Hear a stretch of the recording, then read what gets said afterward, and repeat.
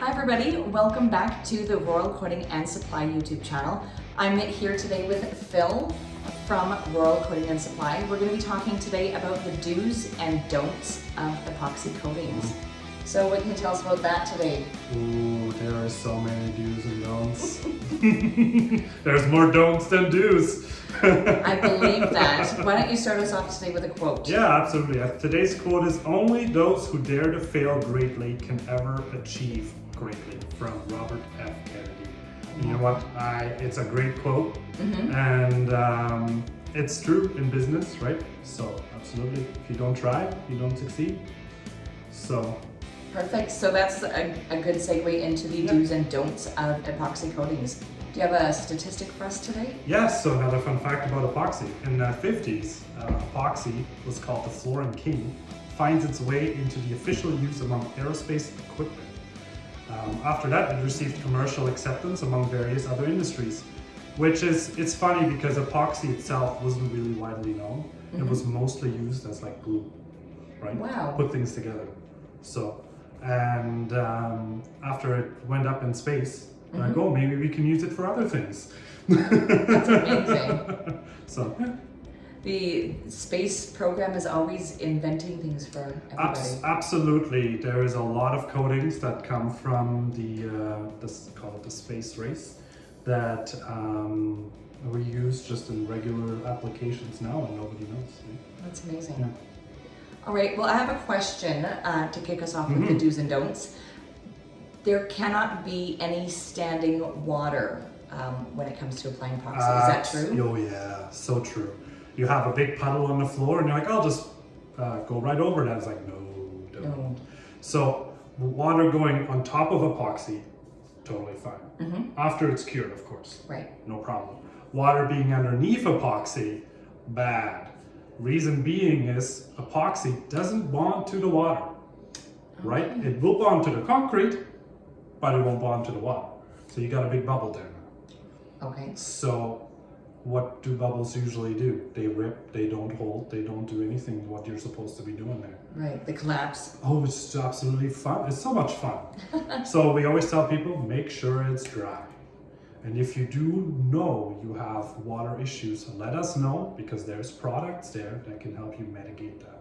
Wow. There has been issues where customers have called and they're like, I can pick up my floor like a carpet. Wow. Because there was too much water under the concrete. That's crazy. Like I said, it's all about the chemical bonding, right? It's not paint. Not paint. Yeah. Wow. The next question that I have is, the floor should not be pressure washed before applying epoxy if it needs to wait to dry before coatings. Yes, yeah, again, back to the water, right? If you push all that water in that concrete, might look nice.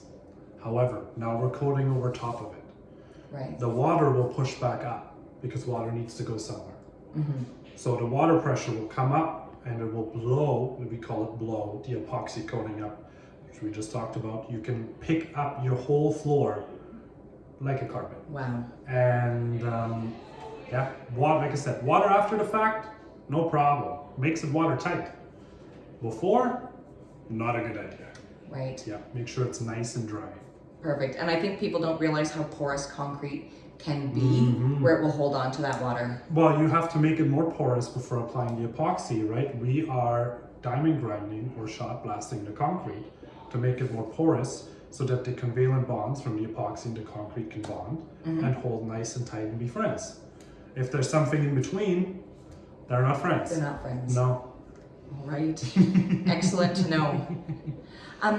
Can you use polyspartic outside? However, using epoxy outside is not recommended for UV. Yes, so most epoxies are not UV stable, Okay. meaning they will yellow. So if you put epoxy outside, eventually, year 2, 5, it will yellow. Okay. Change the color completely. Polyaspartics, they are usually UV stable, we call it. They're not resistant, they are stable. Okay. Meaning the color won't change.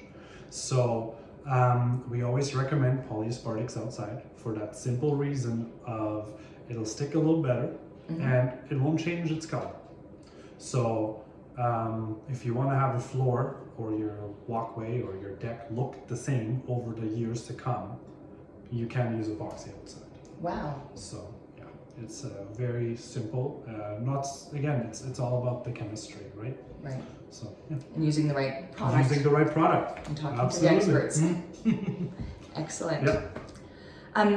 Do you have to properly prepare the surface that you're applying the coating onto? Yes, absolutely. It's so important. We were just talking about the porous of how porous concrete is, right? So if it's super sealed, nothing can grip to it. So that means nothing will bond properly. So we need to diamond grind or shot blast, preferably either one of those two, right, before applying a new coating. So we can also put it on wood. We would just sand the wood. We can put it on steel. Wow. You abrade it. You use abrasion to like sand the steel so it can stick to it, right? It's a very simple, I call it a very simple process if you think about how bonding works, right? So if there's something in between, it's not going to work very well. If it's nice and open, it'll bond really well. So preparing the surface, so important. Wow, that's fascinating. I thought you could only apply epoxy to cement. Oh no, anything, Wow. yeah. So epoxy can go on cement, wood, steel, tile, some glass. Wow. Like as long as you prep it correctly, no problem. Sky's the limit. Sky's the limit. Nice. Yeah. Do you just roll the product on, or does it have to be squeegeed on and then applied in a specific way? Yeah, so that's where we come to the chemical and is it paint? It's not like paint. You Right. can't just dip your roller, roll it, and say, oh, this was good now. So epoxy is a chemical, usually 2 or 3 parts. You mix A, you mix B, sometimes you mix C in. Mix it up. There's specific steps, right? How long it has to be mixed for, 30 seconds, a minute 30, that kind of stuff. And then we usually recommend putting it in the bucket and going like a snake. So you don't have puddles, right? You have a nice line. You use a squeegee. You squeegee it out. Most epoxies and polyaspartics are self-leveling. Right. So that will help quite a bit.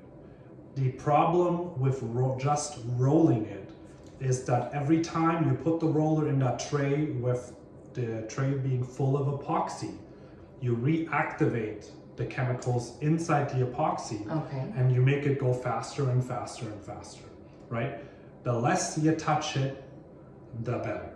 Okay. Yes. So we've had even seasoned contractors call us and they're like, well, I'm rolling this out and you told me it would be 20 minutes. But it took 5 before it started to get hard.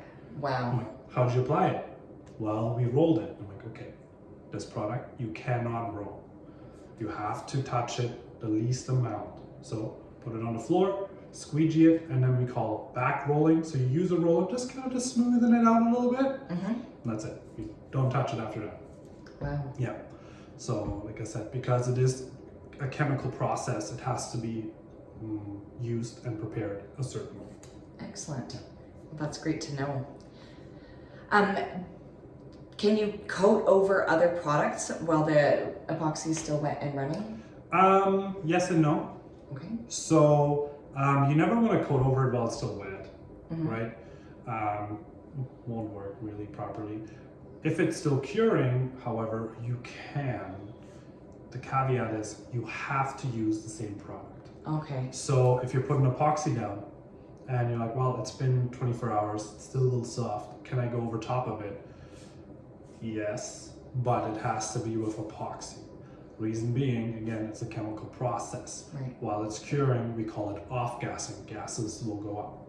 If you're putting a different product over top, those gases will go into this different product and change the way this product will react. Okay. Because we're introducing different chemicals. Right.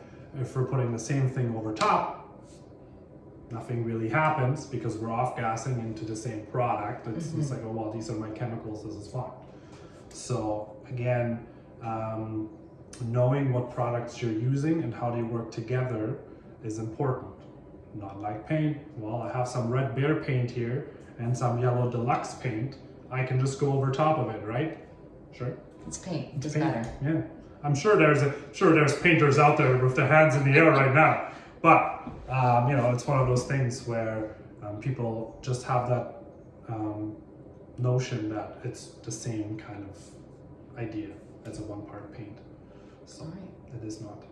Not the same. Perfect. Nope. All right, another question that I have.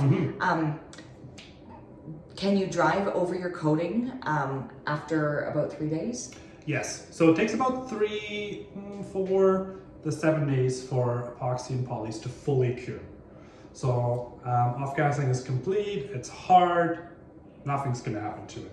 We usually tell people to not walk on it for about a day, and then not to drive on it for about 3 days. Just so it has enough time to actually cure and get really hard, right? So, yeah, it takes about 3-4 days before you should drive on it, just to be safe. Could you do it earlier? Depending on the right conditions, the right weather, the right humidity, yeah, absolutely. But be safe, it's your investment, right? Yeah.